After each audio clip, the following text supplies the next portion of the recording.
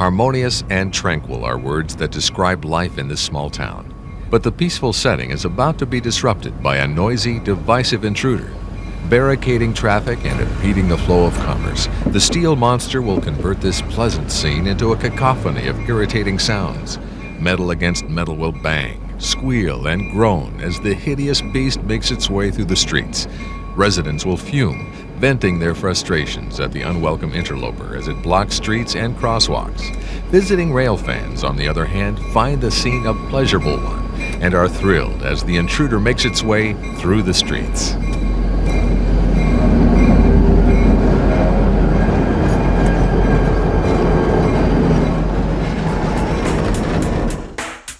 Villages, small towns, and even the biggest of cities have tracks in the streets. Tracks that host lowly switching jobs to mighty time-sensitive intermodal freights. We'll be presenting a wide assortment of operations featuring main lines, short lines, old equipment, and new, as we bring you street running.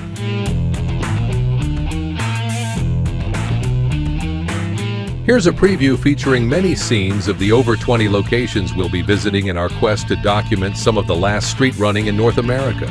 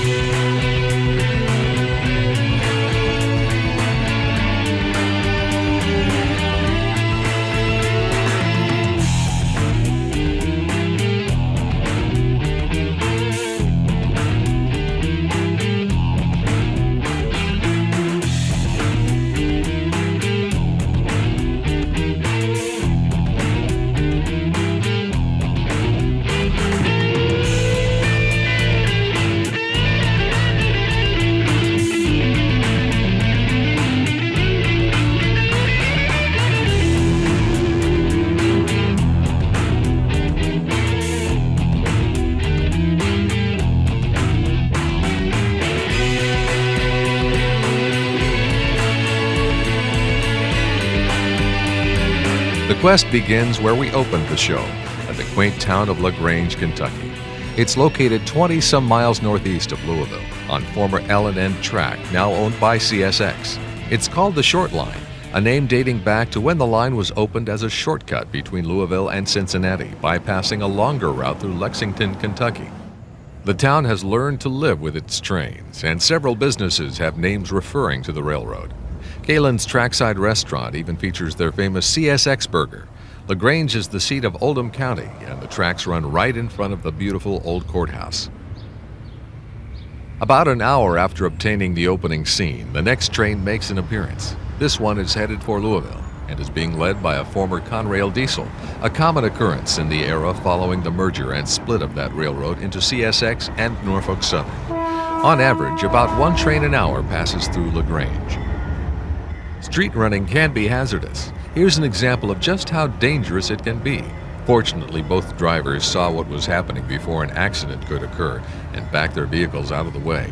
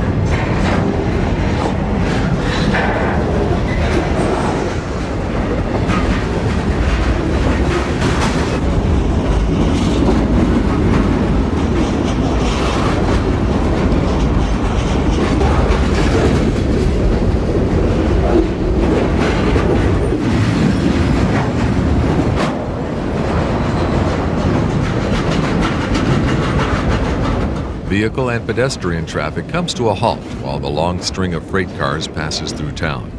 Once the last car rolls by, things quickly get back to normal as automobiles and people reclaim the street.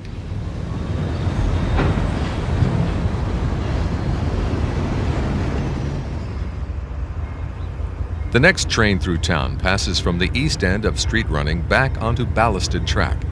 A smoky SP tunnel motor adds to our enjoyment as the engineer notches out the throttle.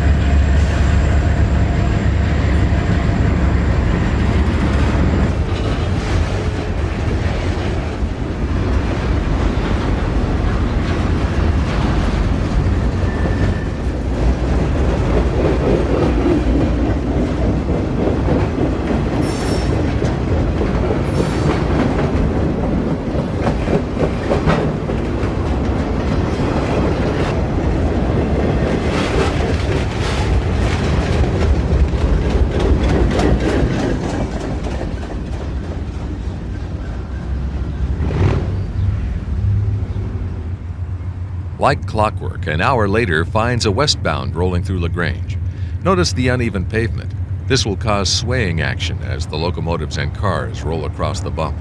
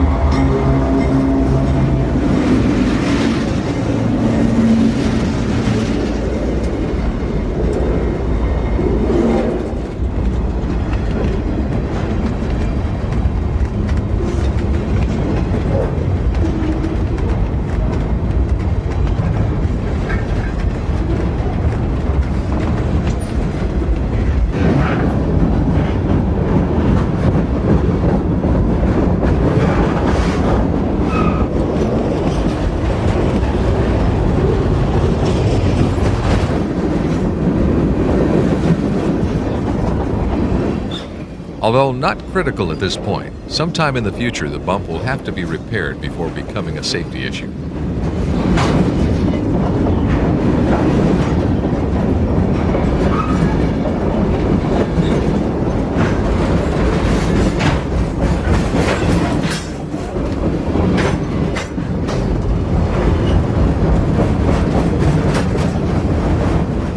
Citizens have been waiting for the train to pass before returning to their cars. Once the incursion is clear, they open car doors to continue on their way. Such is life where trains rule the streets. Kentucky may be the beginning of the South if one is headed that way from northern states, but the real South can be experienced in Augusta, Georgia. We visited there in the spring one week before the famous Masters golf tournament. The city was looking good, spruced up for the thousands of visitors who would soon descend upon the area. One thing that they can't change, however, are the trains running down the middle of 6th Street. Several blocks of street running present an opportunity for us to view Norfolk Southern trains running through the historic section of this beautiful old city and across the Savannah River.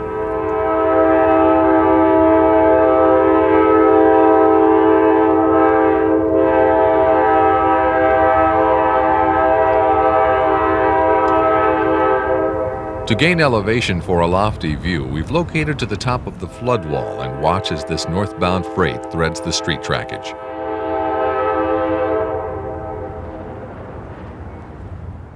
The industrial spur diverging to the left is owned by CSX and suggests that they may occasionally operate in the street too.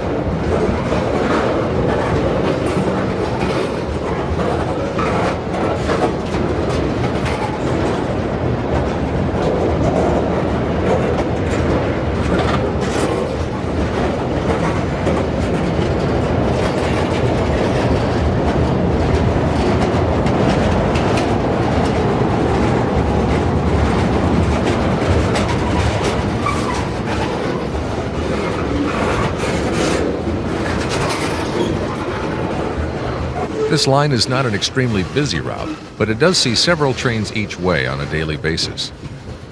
The rear of the train exits street running, the city of Augusta and the state of Georgia, as it heads north into South Carolina. A couple of hours later, a southbound freight waits to run down 6th Street. Shared track at the south end of street running with CSX has things bottled up for now. A rarity on CSX, we're surprised to find Union Pacific's United Way painted locomotive on the point of westbound freight to Atlanta. It's followed by another interesting visitor, a BNSF former Santa Fe silver and red war bonnet.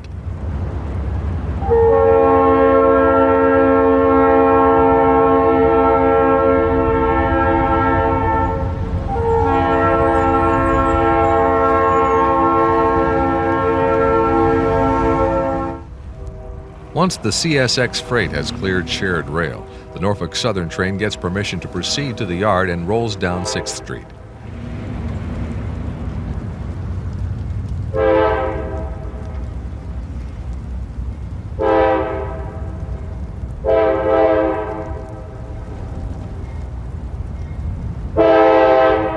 Drivers seemingly pay little attention to the oncoming train, causing us to wonder if there are frequent accidents here.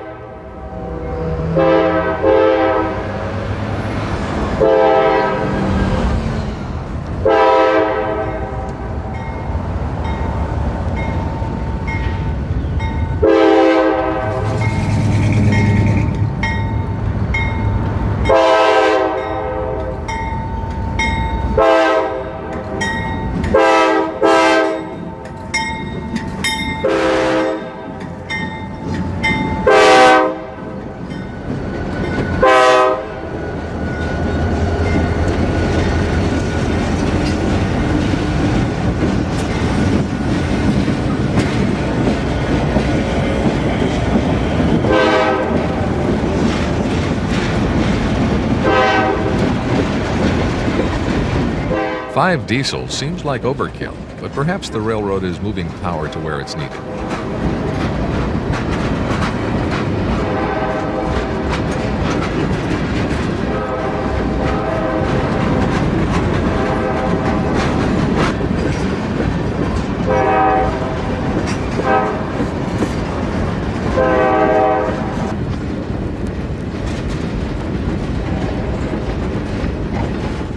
With stately old homes and magnolia trees lining the streets, the train seems so out of place as it runs through the city's historic district.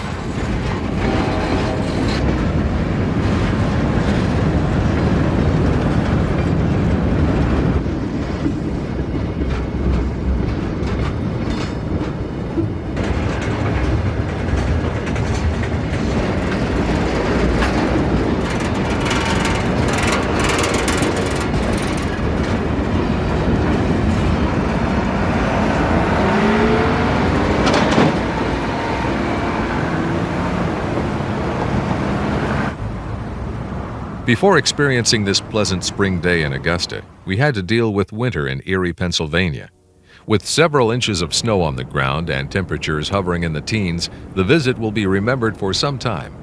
Fearful that street running would be discontinued before we had a chance to capture it on video is what prompted us to come here in the dead of winter. We're looking down 19th Street to the east just after sunrise as a Canadian Pacific unit leads a westbound empty coal train through town.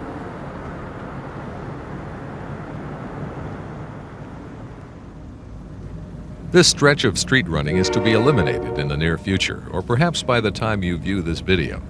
Traffic will be routed over to the former Conrail line several blocks north. Part of the charm of Erie are its crossing guard shanties. The shanties are staffed during periods when children are going to and coming from school. Total length of the trackage down 19th Street is about a mile, making it one of the longest sections in the country.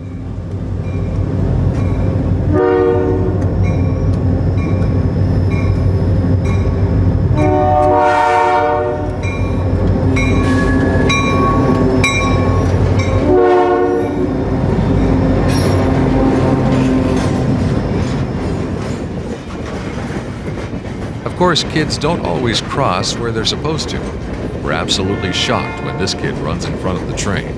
By our timing, 1 second is all that separated his making it from a disastrous day for the train crew and the kids' parents, not to mention the police and emergency crews who would have to clean up the gruesome mess.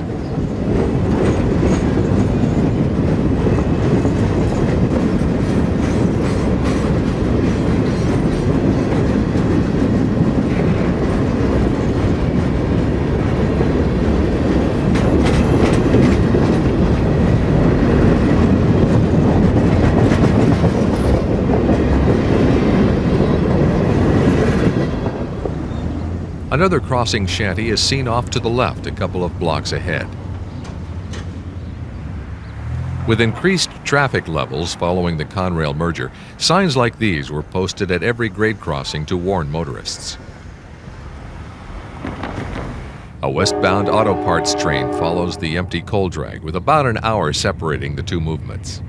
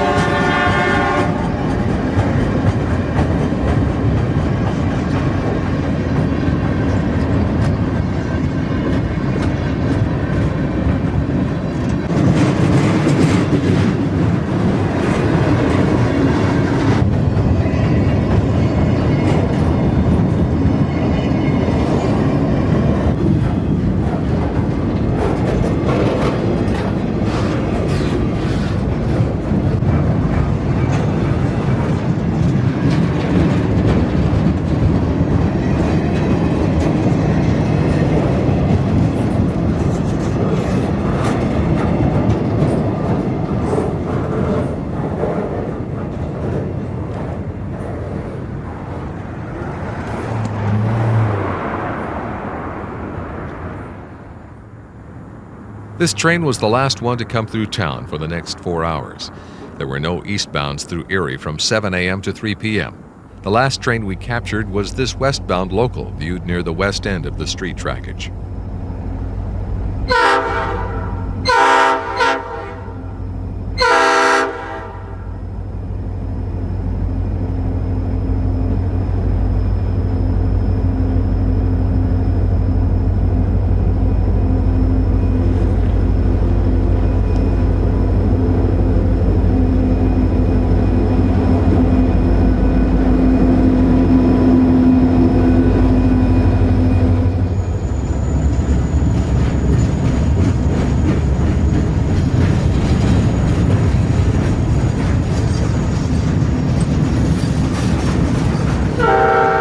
Although there was a long wait between trains, it was worth it. The local operates with a caboose, and getting a caboose on a train these days is definitely worth the wait, especially on street trackage.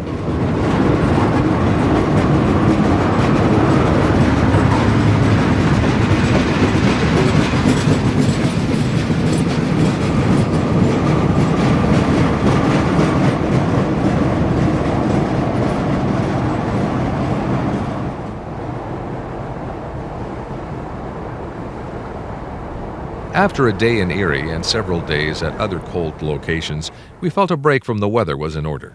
A trip to California in early March was just the ticket, and street running in Oakland seemed like a fine place to visit. This is Jack London Square, a tourist destination located along Oakland's waterfront.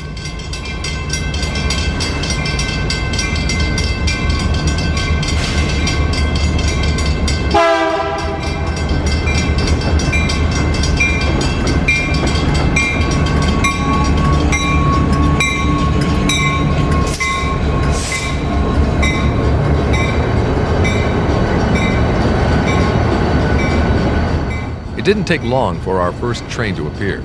northbound intermodal freight from Los Angeles. We were especially happy to see the two Southern Pacific units leading the train, as sets of pure SP diesels were becoming rare.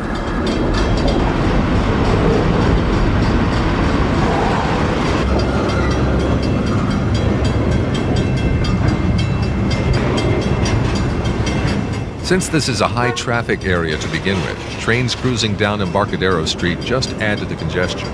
Two trains at the same time is an overwhelming thought, but it does happen. This location is the only mainline, double-tracked portion of pure street running that we encountered during our journey. It's also signaled for centralized traffic control.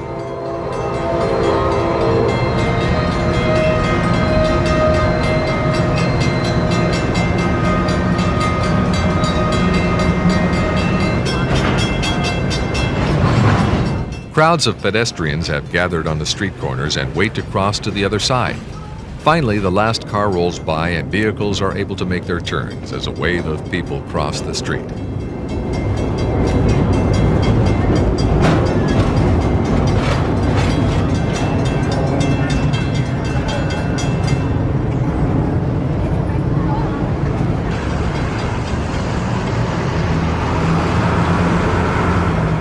From the top of a nearby parking garage, we watch as a Sacramento-bound Amtrak train comes up the street.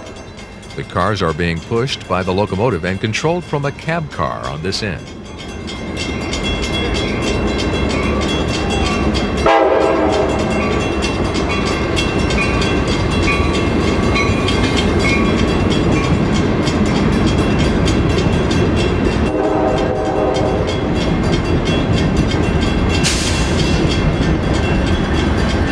A Union Pacific general merchandise freight is next to arrive and passes through long shadows projected by a late afternoon March sun.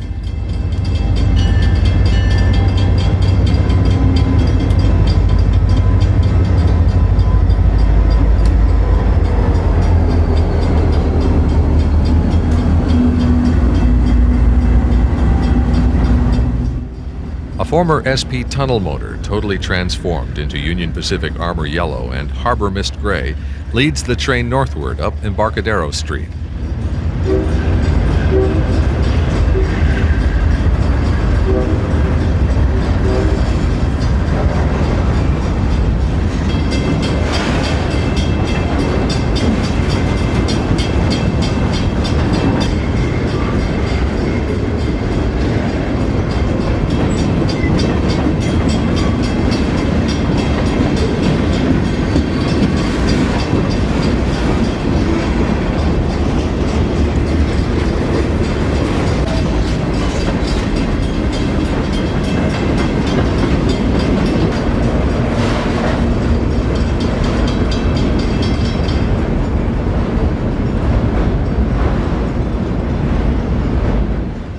Again, once the last car clears crosswalks, a wave of humanity flows across the street.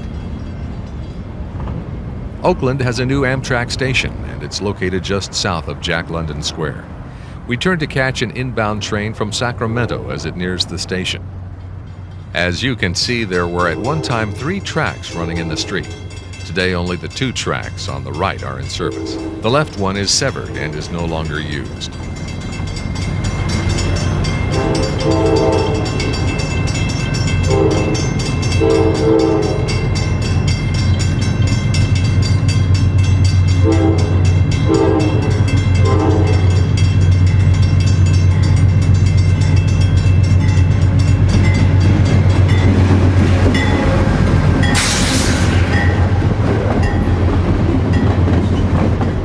This train wears the colors of Amtrak California, a part of Amtrak West, which operates commuter and short-haul passenger trains for the California Department of Transportation. It's a long way in differing aspects from one of the country's major urban areas to a rural Mississippi town, but these two share a common link in street running. New Albany has only a block and a half of street track, and it usually sees just one daily train in each direction. A diamond near downtown New Albany sees BNSF's former Frisco, Memphis to Birmingham line cross a short line called the Mississippi and Tennessee RailNet. The BNSF train is busy making a set out for a local industry, while the M and TR waits for the diamonds to be cleared.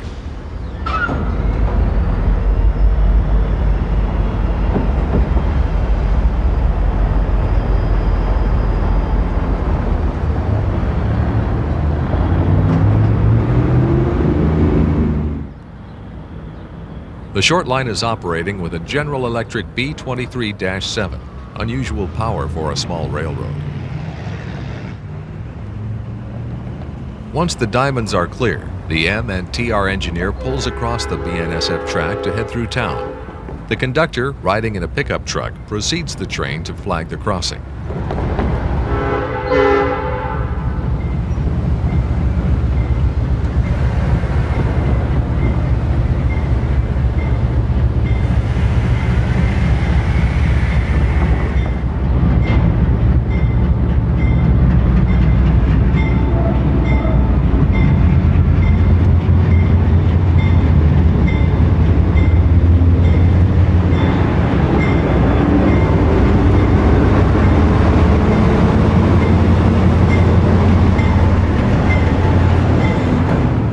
North American RailNet owns Camas Prairie RailNet and this short line as well, explaining why the foreign power is working here. The Camas Prairie is located in the state of Idaho.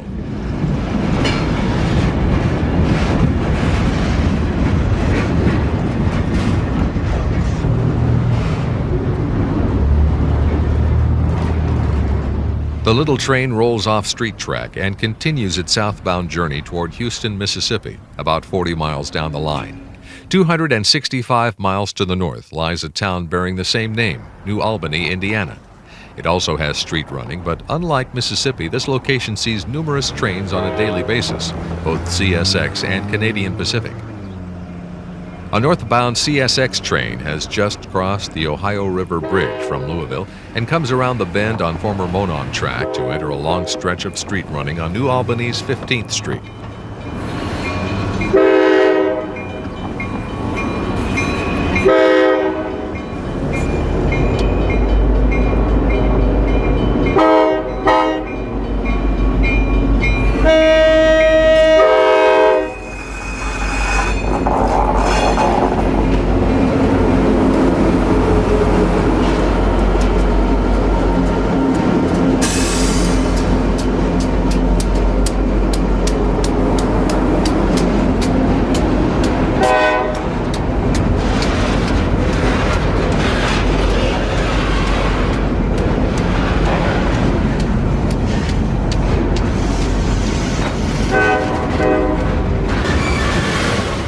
At the north end of 15th Street, we view a southbound CSX freight arriving from St. Louis that's being led by a Union Pacific diesel. 4 CSX locomotives trail the Foreigner.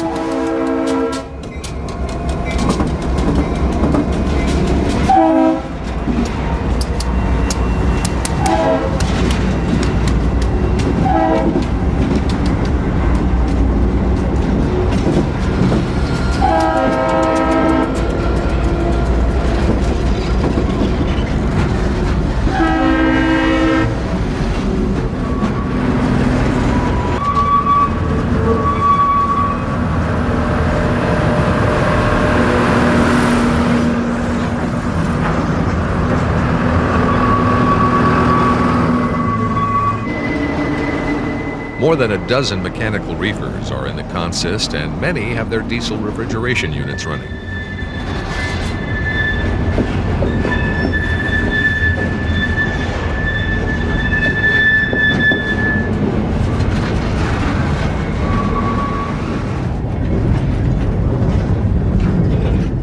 A low-angle view gives a very different perspective of street running. The teens across the street saw us set up and, thinking something special was coming, placed coins on the track for souvenirs.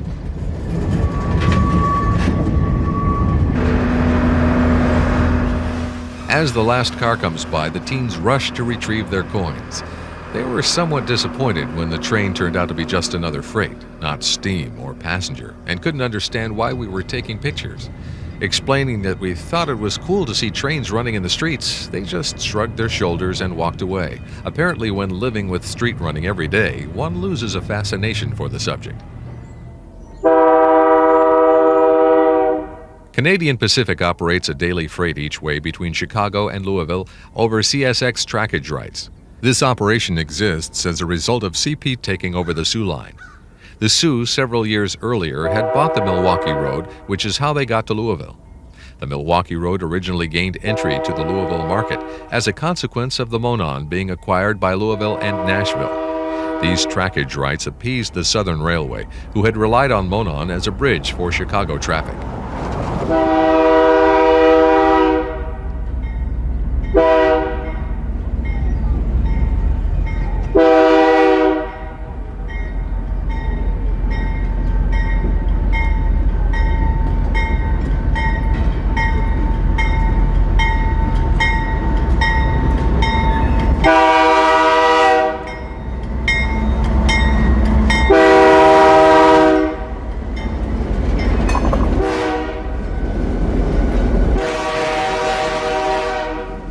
Canadian Pacific has 81 of these newer General Electric AC 4400s.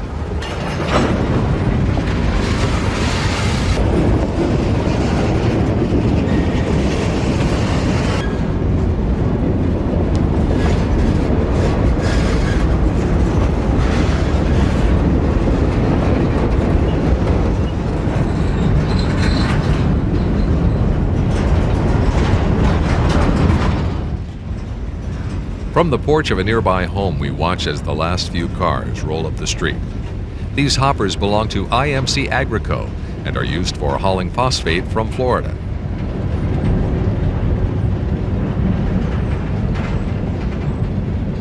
Keeping the Albany theme alive, we travel now to South Georgia and the city of Albany.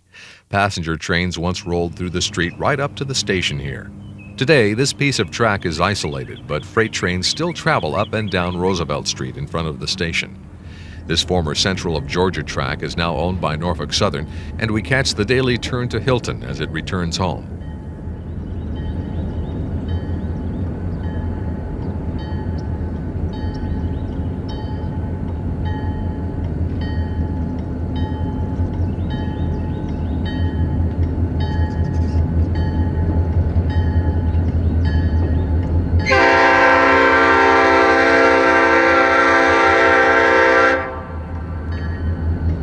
In the tradition of both the Southern and the NNW, the lead locomotive is being operated long hood forward. The controls in the unit are actually arranged in a way that makes this normal, with the long hood set up as the front of the diesel. Note the small letter F by the steps, which indicates front.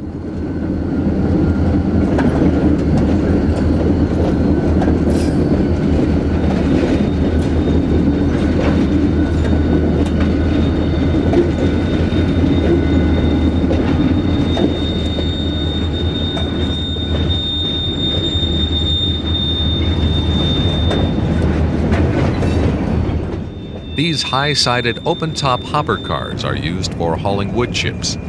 Most of the traffic on this line is generated by the paper industry.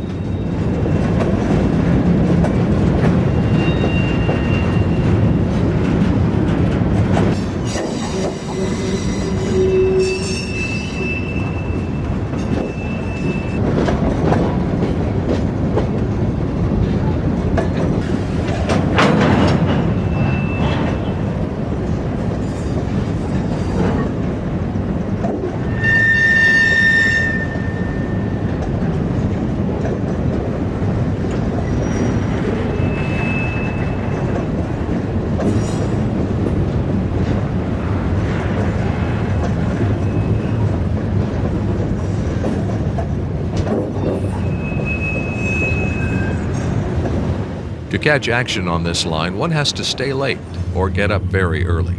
The westbound turn is caught before sunrise as it heads out Roosevelt Street.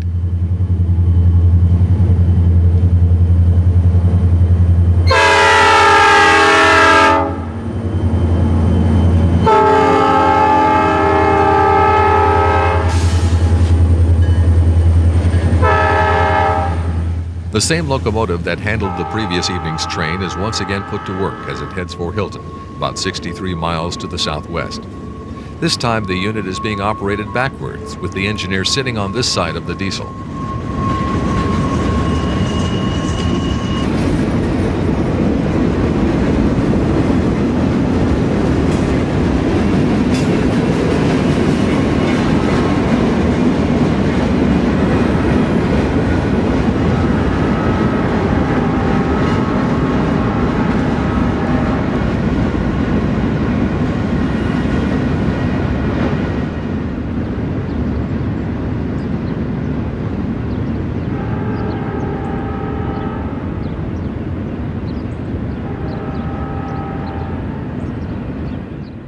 Like this route, Norfolk Southern also has a lightly used line through the streets of Columbus, Georgia.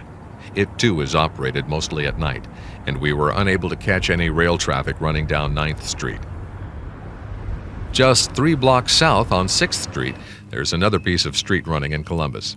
However, one is even more unlikely to catch a train here, as shortline Georgia Southwestern rarely travels down this industrial spur. We asked a homeowner when they last remembered a train, and they told us that just the week before one had come by. From the sunny state of Georgia, we again travel to the sunny but cool climate of coastal Northern California.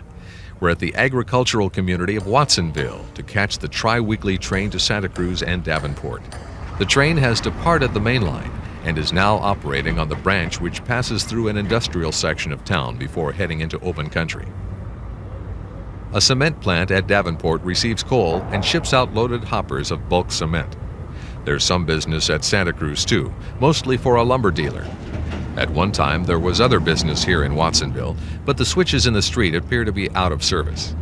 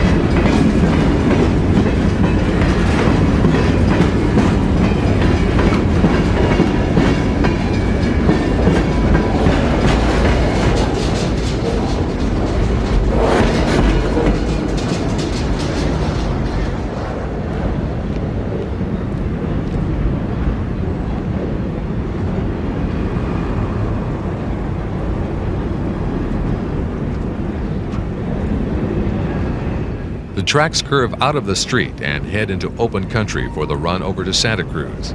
No need to be in a hurry to beat the train here, as the entire line is in need of repair and speeds have been reduced to 10 miles per hour. But Santa Cruz can be a fun place to hang out while waiting for the train. There's plenty to enjoy at this seaside community, and when the train does get here, what a show it is as the intruder makes its way along the beachfront scene. We'd like to know what goes through the mind of an unsuspecting motorist when they encounter a train coming down Beach Street along the Santa Cruz Boardwalk.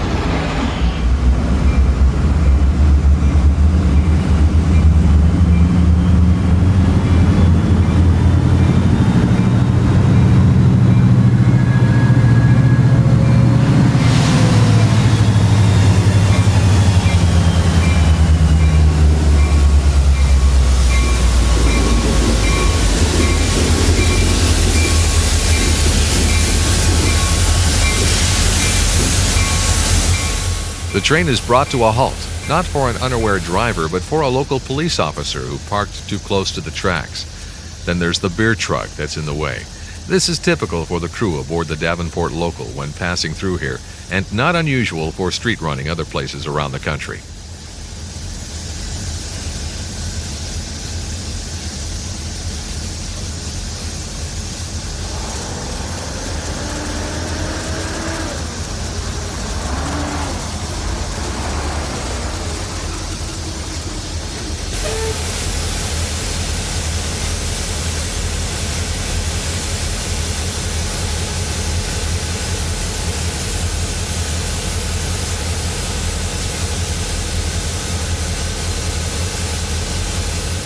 Once air is pumped and the brakes released, the train once again gets underway.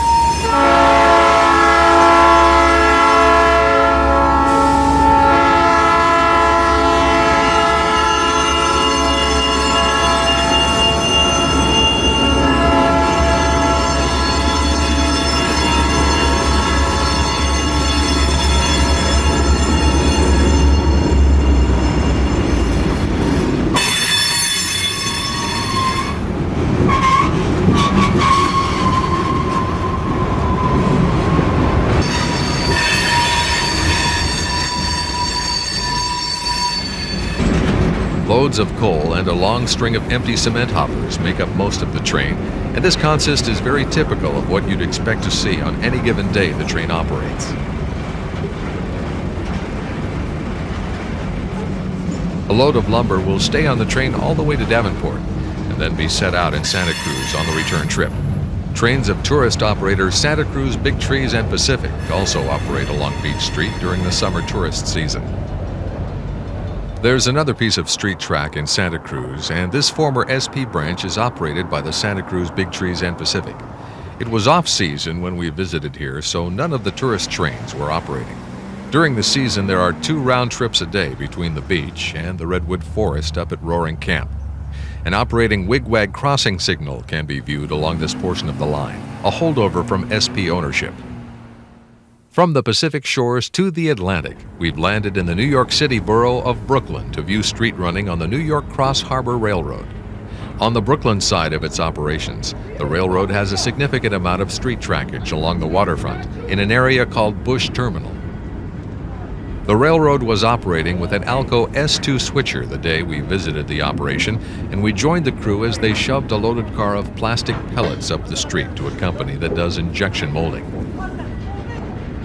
Operating through the streets here is always a challenge, and the day before we arrived, a truck ran into the locomotive. No serious damage was done, but it goes without saying that the crew is always alert for drivers who are not paying attention to the train's movements.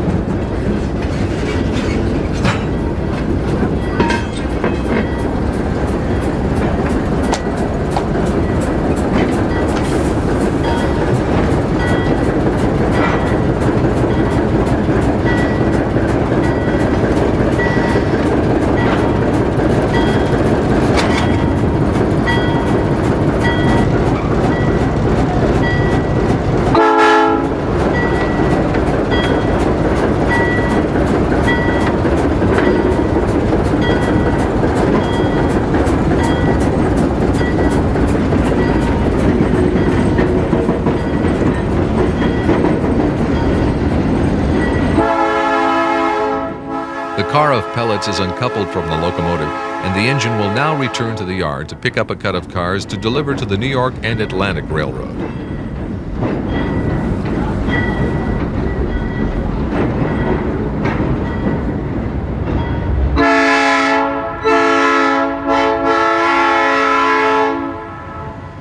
Coming down First Avenue now, the train is on its way to New York and Atlantic 65th Street Yard.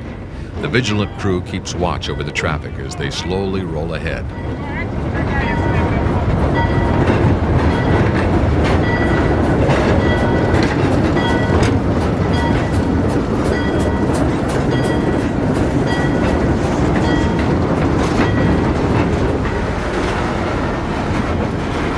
The tracks take the train through a complex called the Brooklyn Army Terminal on the way to the NY&A yard. The Alco switcher is a perfect locomotive for the job here. Employees say it's tough, reliable, can take a beating, and it just keeps on working.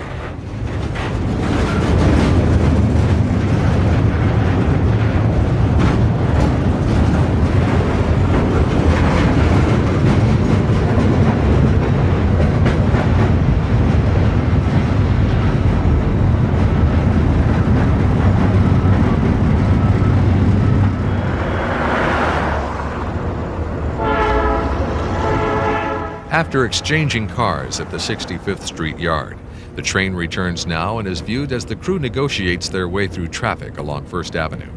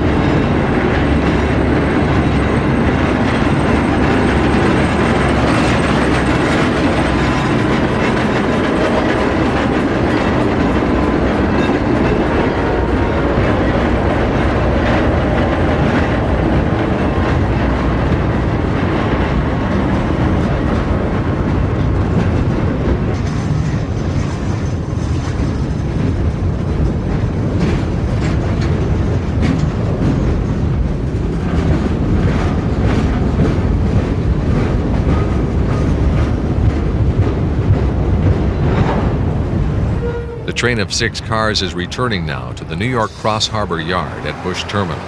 After these cars are dropped at the yard, the crew has one more job to complete today's work. They're headed to a lumber yard at 39th Street to pick up an empty car.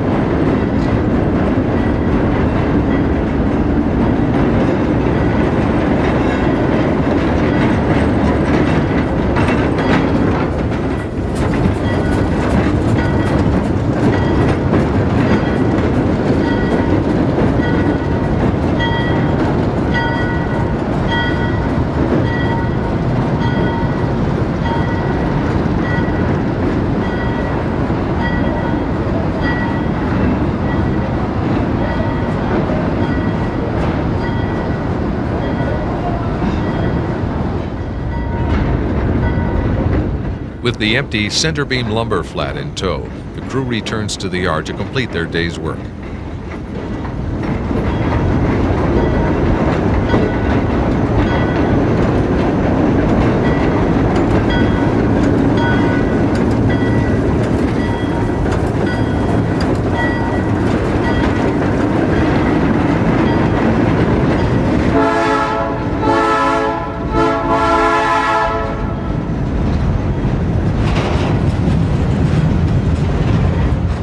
There are other cities in the New York and New Jersey area that have street running too. One is located across the harbor in the New Jersey community of Garfield, where the New York and Greenwood Lake run several blocks down Monroe Street. In the upstate New York city of Utica, the New York Susquehanna and Western runs down the middle of Schuyler Street. Another interesting branch is found at Hudson, New York. Here, a former Conrail, now CSX track, runs a short distance in the street and then through the town square.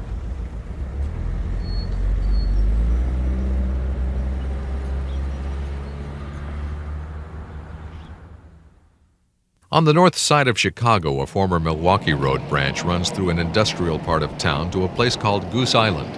The track runs right down the middle of North Kingsbury Street.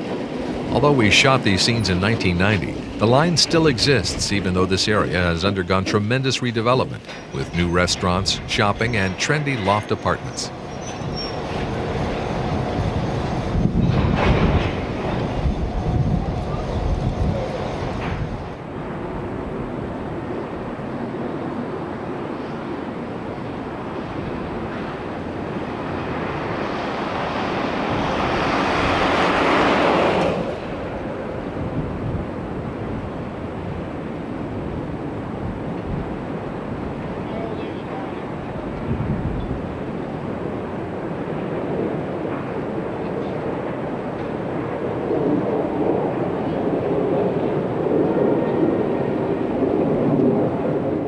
The crew slowly forges ahead, past a line of pickups belonging to junk collectors. These guys are delivering their wares to a local scrap dealer, and some don't seem to be in a hurry to get out of the way.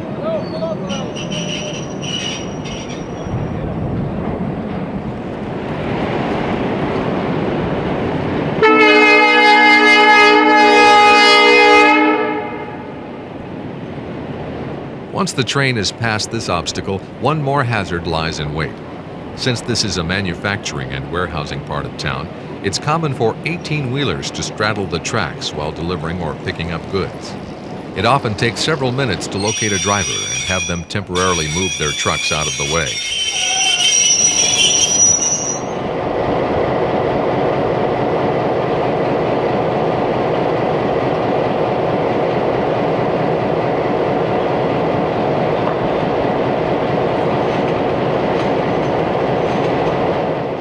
From pure street running of the inner city, we head to what might be called honorable mention street running. By this we mean that the tracks run down a median strip with traffic lanes on both sides, but the rails are not actually buried in the pavement. The charming community of Ashland, Virginia is one of the more famous of these locations, but many others exist. These former Richmond, Fredericksburg, and Potomac tracks are now owned by CSX, and the most famous train operated here is Amtrak's Auto Train.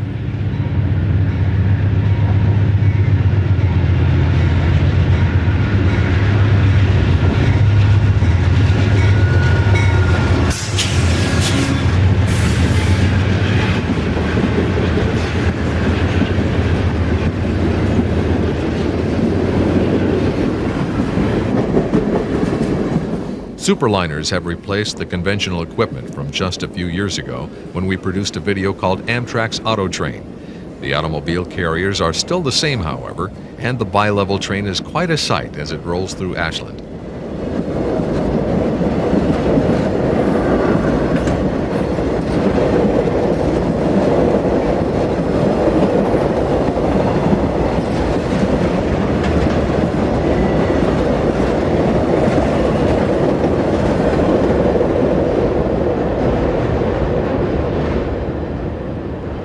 A less-known location with this type of street running is Bellevue, Iowa. Here, I&M Rail Link operates on a former Milwaukee Road single-track line down the middle of 2nd Street.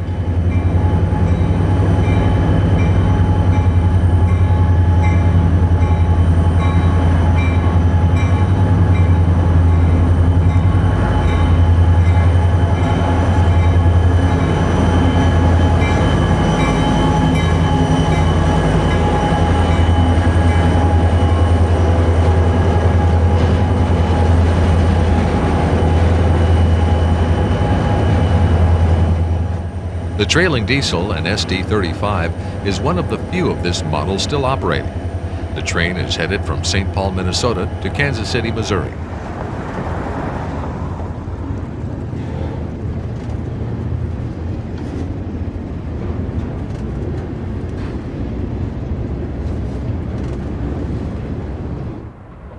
A bluff overlooking the Mississippi River locks and the town of Bellevue is a great place to take in the action as trains run along this piece of street trackage.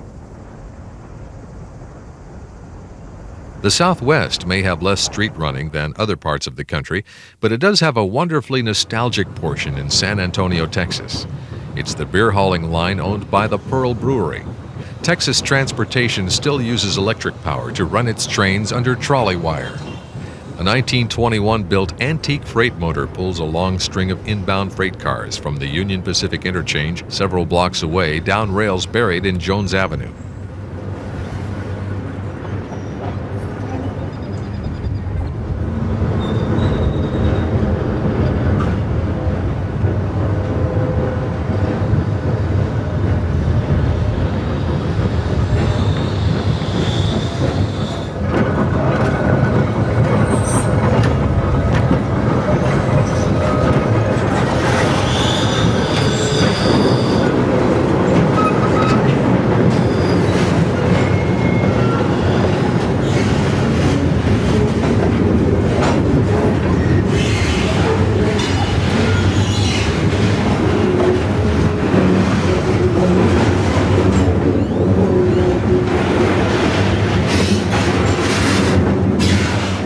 Six cars is the limit for the little freight motor, but it's mostly a downhill run to the brewery. The building in the background is the San Antonio Museum of Art.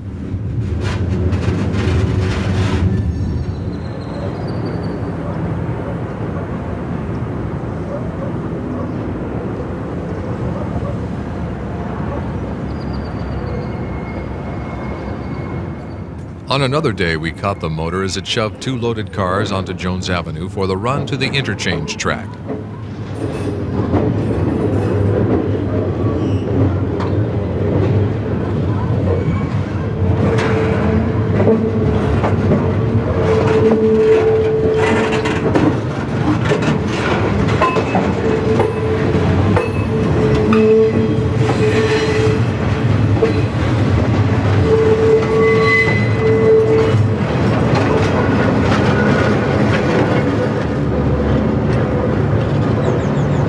Drivers steer clear of the train, perhaps honoring the aging equipment, or at least acknowledging it as a piece of local history.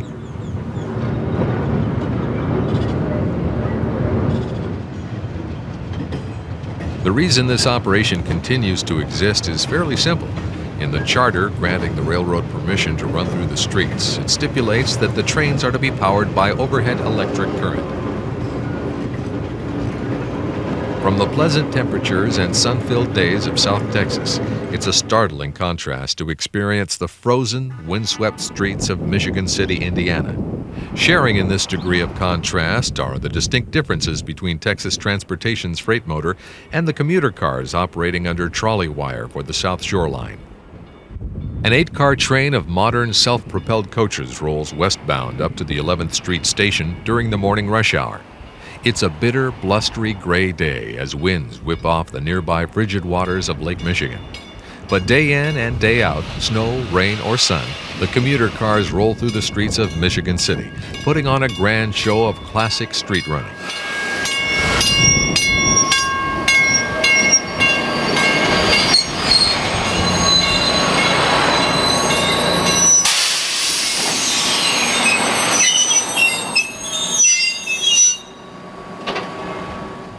After a quick stop, the train is soon on its way toward Chicago.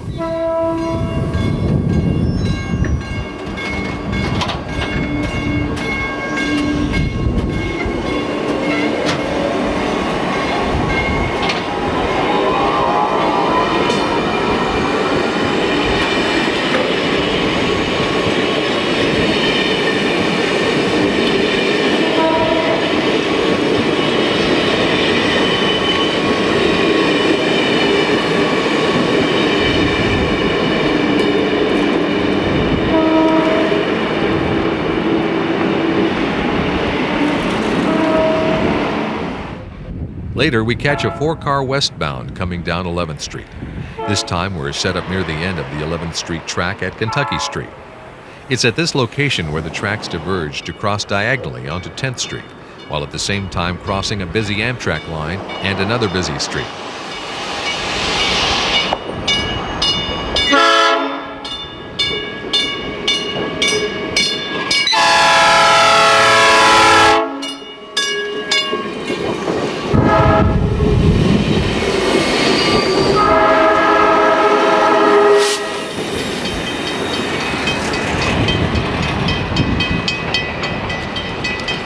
After coming across the Amtrak diamond, We watch as a two-car midday train rolls onto 10th Street. The South Shore operates all the way from Chicago to South Bend, Indiana. However, Michigan City is the terminating point for most trains.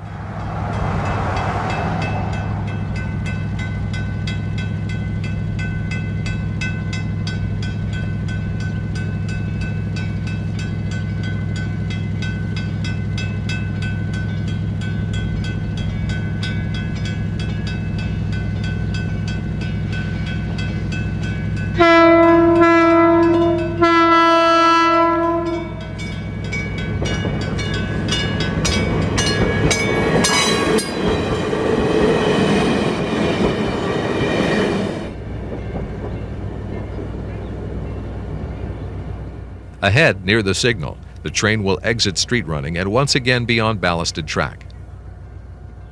Later in the day, we catch a four-car eastbound as it swings around a curve in the 11th Street trackage. The curve is located east of the 11th Street station stop.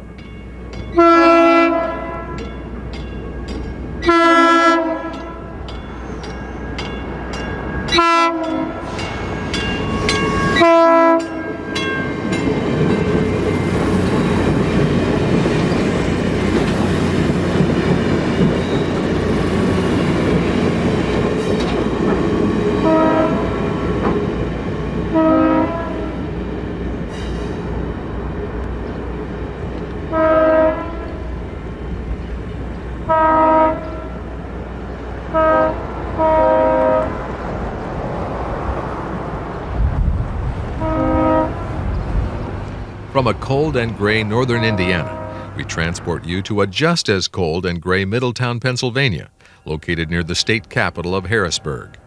At this small community, there exists a short line called the Middletown and Hummelstown, and they operate as both a freight and a tourist line. The freight diesel is a beauty and painted in a handsome maroon and cream color. But the lovable Alco T6 is known for its history more than anything else. You see, this and a sister diesel were the last two locomotives built by Alco before they went out of business in 1968. The two were originally built for the Newburgh and South Shore, a steel mill railroad at Cleveland, Ohio. The operating crew is on their way from the M&H Yard, located at the end of the street track, to pick up inbound cars at the Norfolk Southern interchange. Wishing to not have an errant vehicle damage their proud Alco, the conductor flags the way to protect the locomotive.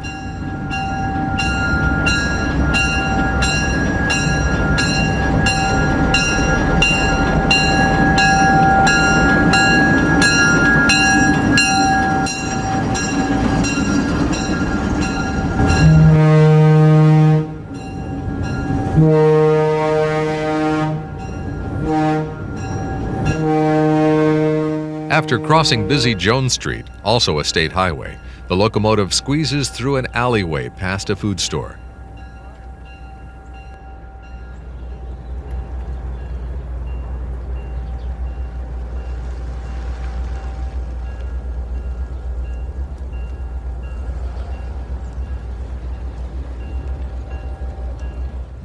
After coupling onto a cut of cars, the diesel pulls them back toward the supermarket parking lot. The engineer will wait here until the conductor gives him an all-clear sign to proceed.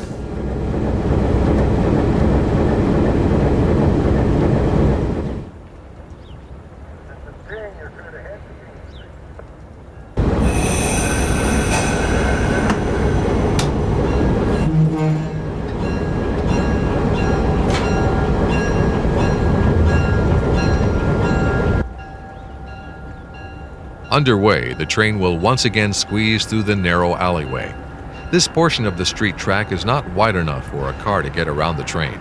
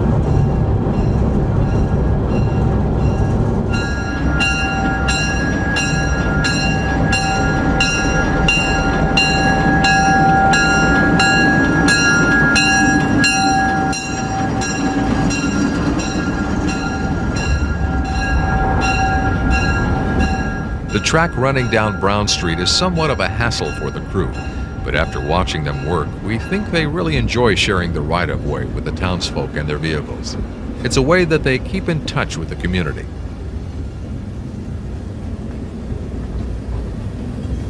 As the last car rolls past, the locomotive is already into the yard. From here, the crew will go about their chores of switching cars for their growing list of local customers.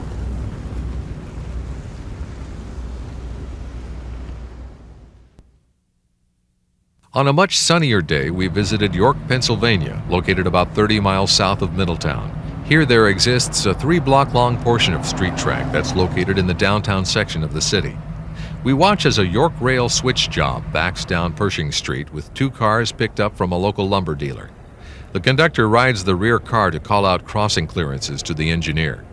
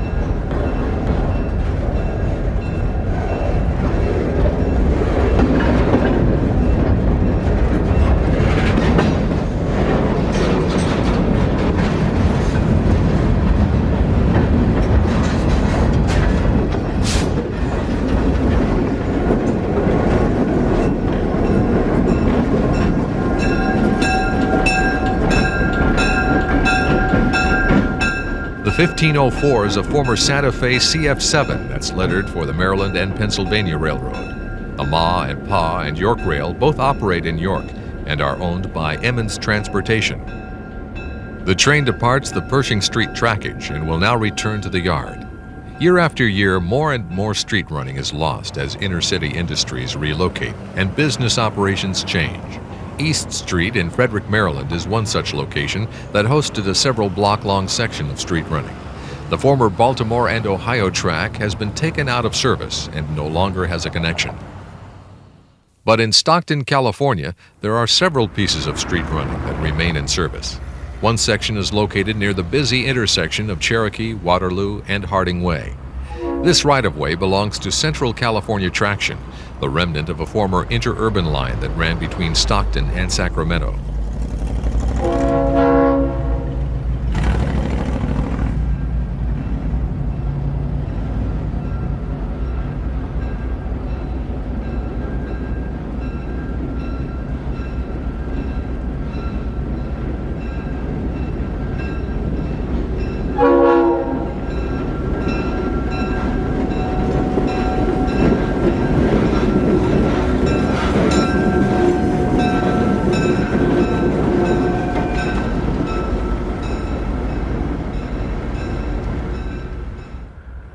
Another piece of Stockton street trackage runs for 5 blocks down East Roosevelt Street. The track is owned by the Stockton Terminal and Eastern, but CCT also operates on the line. Here we see CCT's CF7 as it heads west to the Union Pacific Interchange. ST&E trains usually operate through here later at night.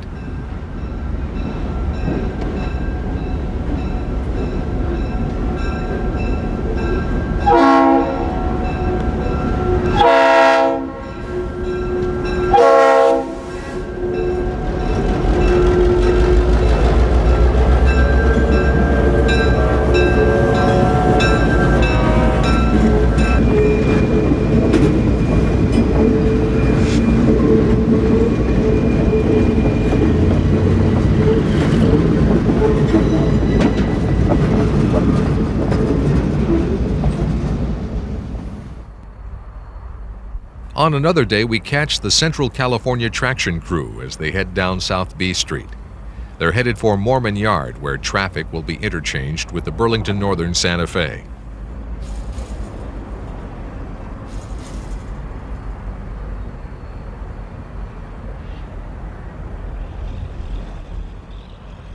This portion of street running is about 8 blocks long. At the south end of the line, a Y connection permits trains to be turned if necessary.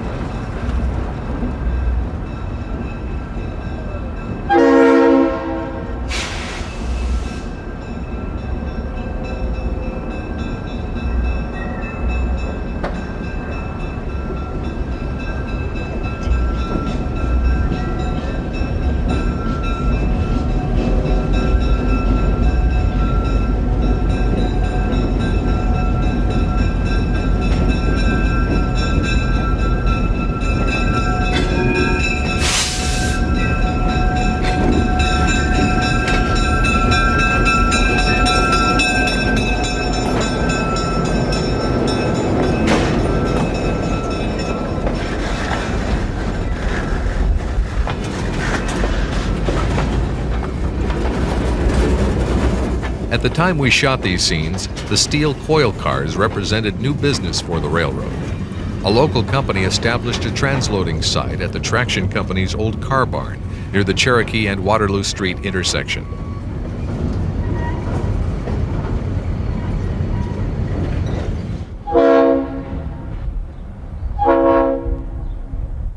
After dropping the coil cars at Mormon Yard, the train returns north up B Street with a heavy load of structural steel beams and pipe.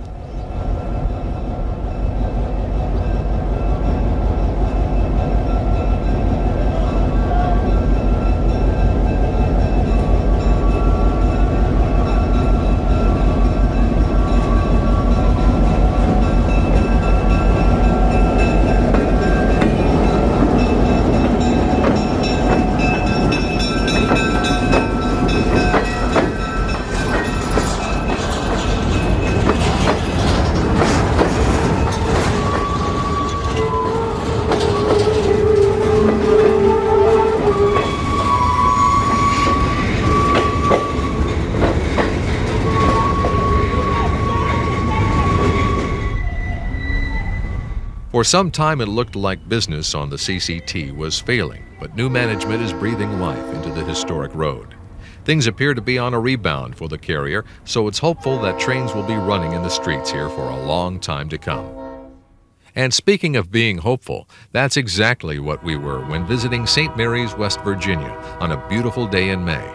The town is located along the banks of the Ohio River between Huntington and Wheeling, north of Parkersburg. We were hopeful to catch at least one train here during daylight hours. This is one of those places where most of the traffic passes through at night. Coal trains are erratic, and catching one in the day is about the only possibility of a daytime movement. We spent 8 hours here the previous day and went away disappointed when not even one train made an appearance.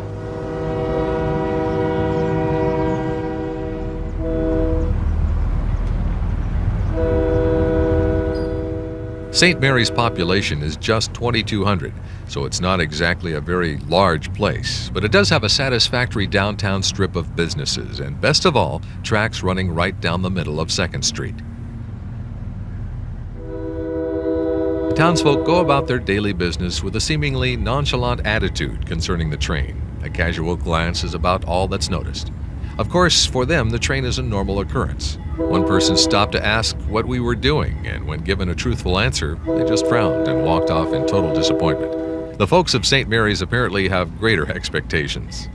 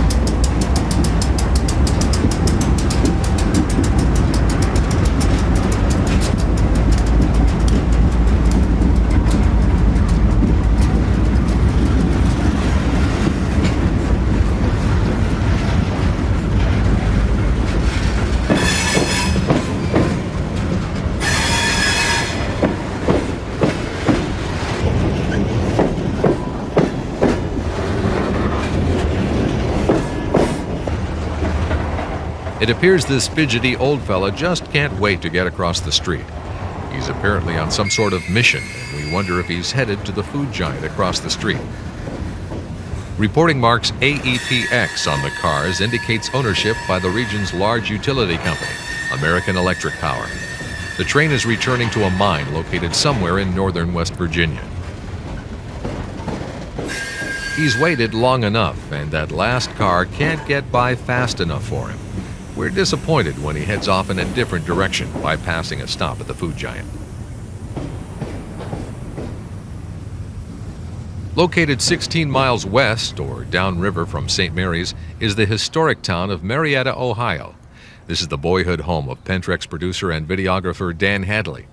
These rails buried in the middle of Harmer Street undoubtedly had tremendous influence over the theme of this production. Unfortunately, we didn't experience any traffic on this former B&O line, as it only sees a daytime coal train about 3 days out of the week. A local freight usually traverses the line during darkness. Dan has vivid memories of B&O steam and early diesels running up and down this street as an impressionable youth. Once street running gets in your system, it apparently lasts a lifetime. Now, if train density is what you're looking for, then a place we might suggest is located about 90 miles to the northeast at West Brownsville, Pennsylvania. Here, one will be able to view train after train traversing the long stretch of street track down Main Street. This former Conrail line is now operated jointly by CSX and Norfolk Southern following the breakup of Conrail. A northbound loaded coal train works through the street on a gray day in April. Unlike many of the other places we've visited in search of street running, many drivers here instinctively turn onto side streets to avoid trains. We suspect that the density of rail traffic has something to do with this, along with the experience of getting stuck by a stalled train waiting for a signal or other happenstance.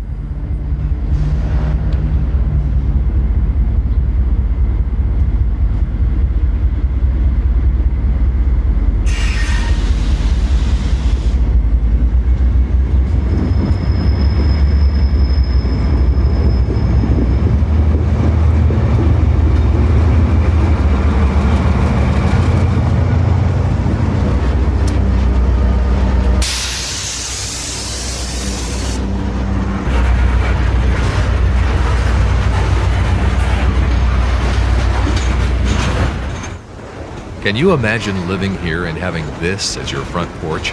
We're always amazed that more railfans don't purchase houses with a view like this.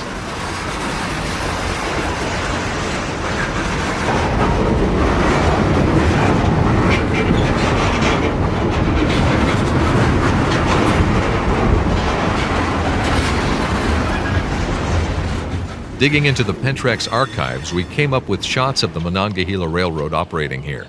The train is being powered with their then-new locomotives, General Electric Super 7s rebuilt from traded-in Western Pacific U-23Bs.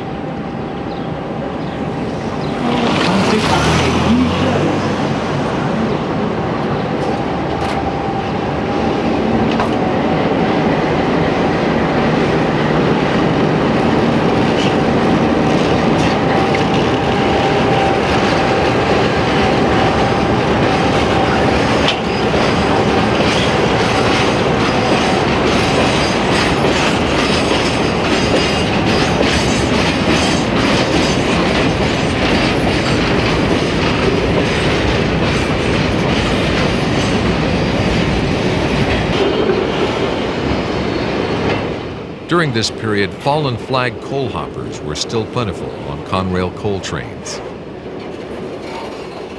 Later in the day, we caught another pair of Monongahela diesels on a northbound train in West Brownsville.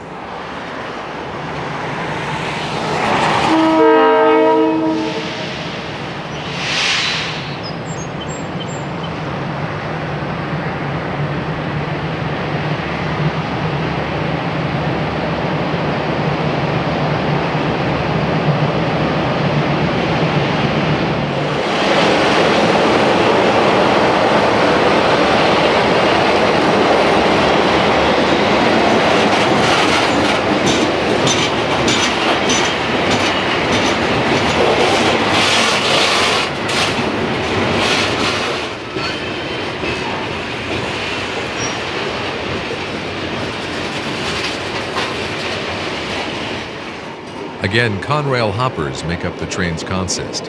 And back during this time period, it was not uncommon to find a caboose tacked onto the rear of a coal train.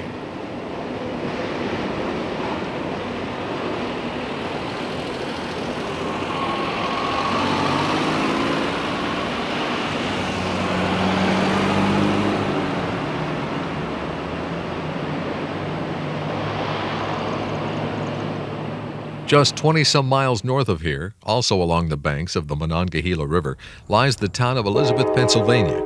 Here tracks on the east side of the river run down the middle of First Street. These rails once belonged to the Pittsburgh and Lake Erie, but now are owned by CSX. One of the railroad's newer locomotives, an Electromotive SD70 Mac, has the honor of leading this Ashtabula, Ohio-bound coal train.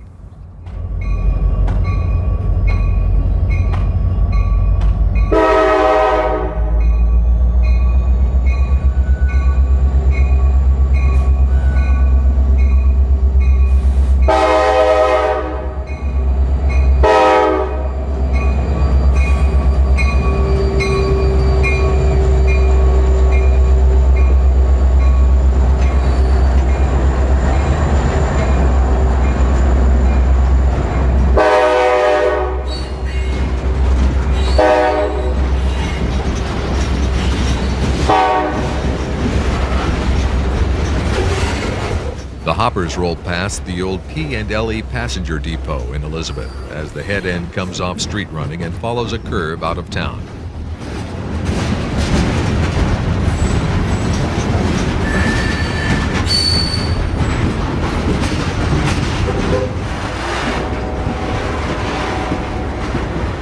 Residents tell us that they've not been happy about increased traffic here following the Conrail merger. One person even came by to ask if our camera was a radar gun and wanted to know if we were checking to see if the train was speeding through town.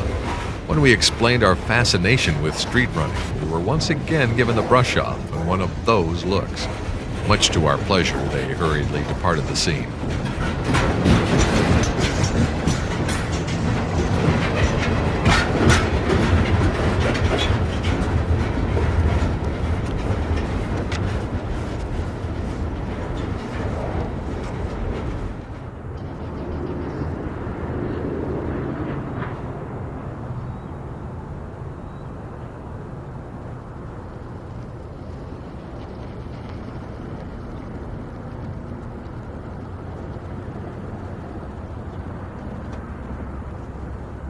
Relocating to the other side of the tracks and shooting from the north end of town, we watch as another coal train rolls through Elizabeth, this one with a burned-out ditch light. Those pebbles lying in the street are actually small pieces of coal that have dropped from passing trains.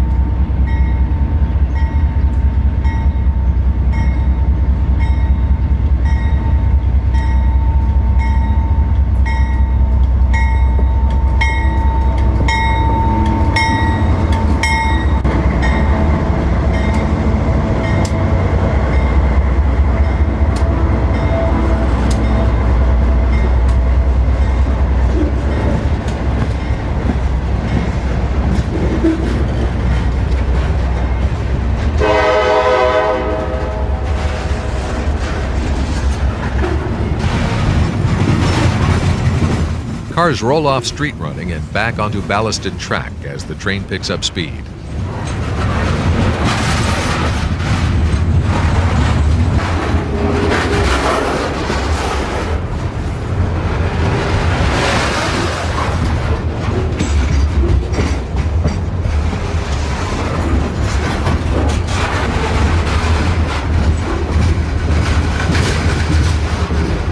As the tail end clears Market Street, Delivery trucks once again reclaim the roadway as their own until the next train passes through town.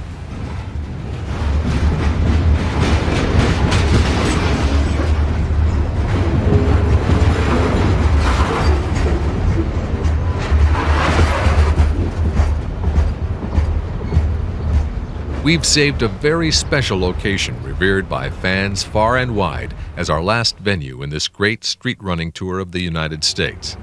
Water, wealth, contentment, health may be the Modesto City slogan, but they forgot to mention the 9th Street trackage of the old interurban Tidewater Southern. It begins here for southbounds at the Old Mill Cafe, a local restaurant that's become an icon to more than a few area rail fans. The building once belonged to the Tidewater and was a passenger stop on the line. For years, the city of Modesto has tried to get the tracks removed, but the rails remained in use until spring of 2000. We visited here just weeks before the final trains ran down 9th Street to capture images that will stir our memories for many years. We can visualize the time when Western Pacific diesels roamed the street, or before that, the old Tidewater Southern Alco RS-1 that so many loved. But on this day, we're lucky to capture Southern Pacific Power as it works down the street for new owner Union Pacific.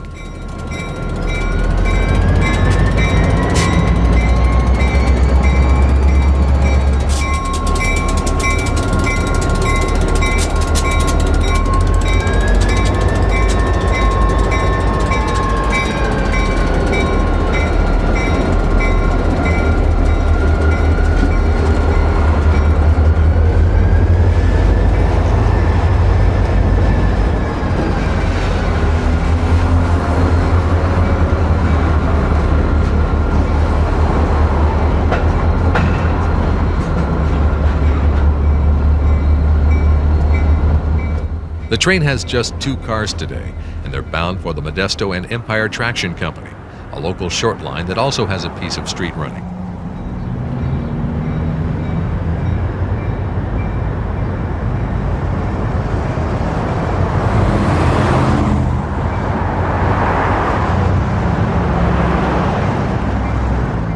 Not timid, the operating crew keeps pace with vehicular traffic, but also must obey traffic lights, a daunting task when quick braking is required.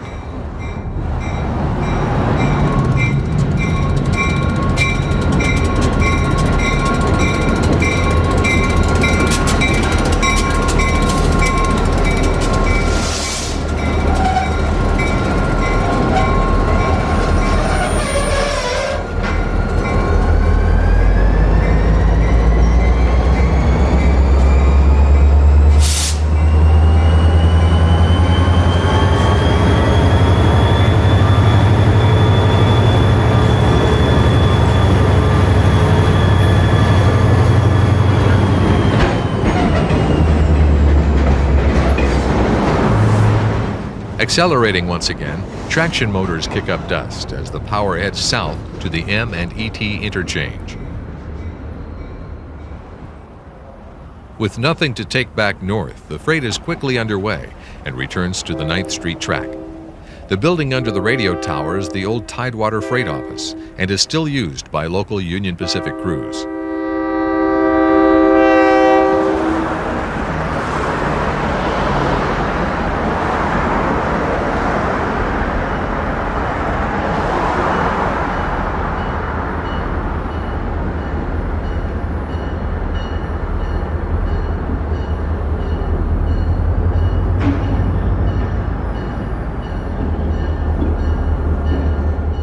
The engineer now has the task of operating the engines backwards up the street. Poor visibility must be a concern, and we suspect that the conductor is lending a pair of eyes to the other side of the train.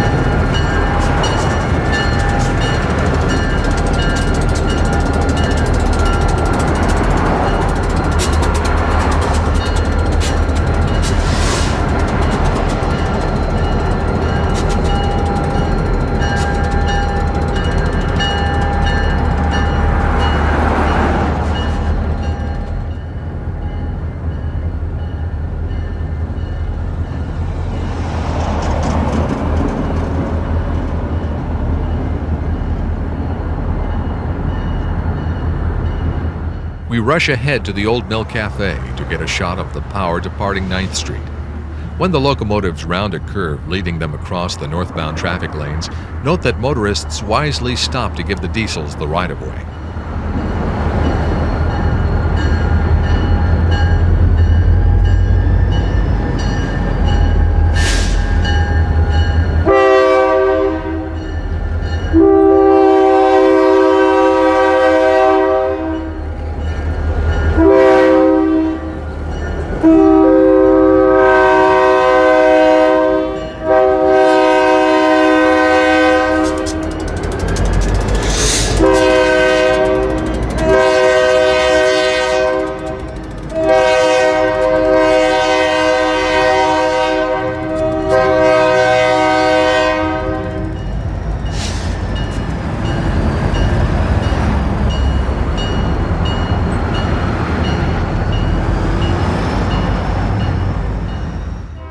On another day, we set up on an overhead pedestrian walkway that crosses 9th Street to view a southbound coming through town. This train has a ton of cars, all for the little M&ET, and is powered with a tired-looking former Rio Grande GP40.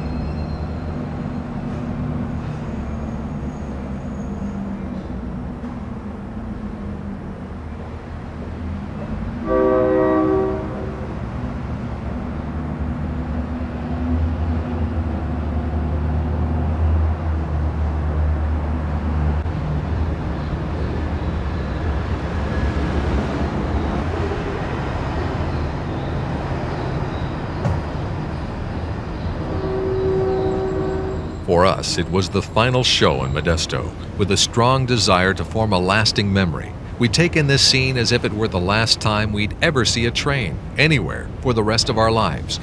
Of course, that's an exaggeration, but it implies the feeling experienced, knowing that trains operating in 9th Street were at an end.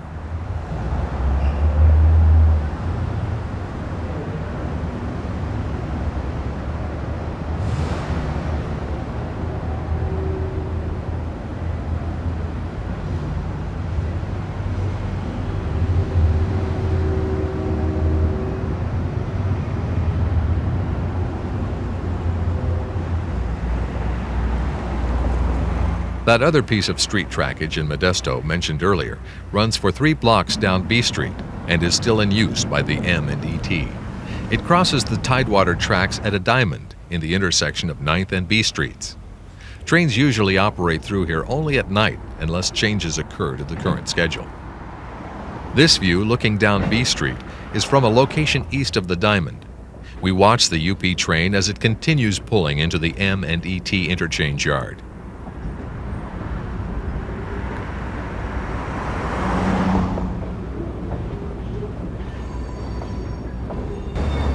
The last of the cars come off the 9th Street track and round a curve leading to the yard.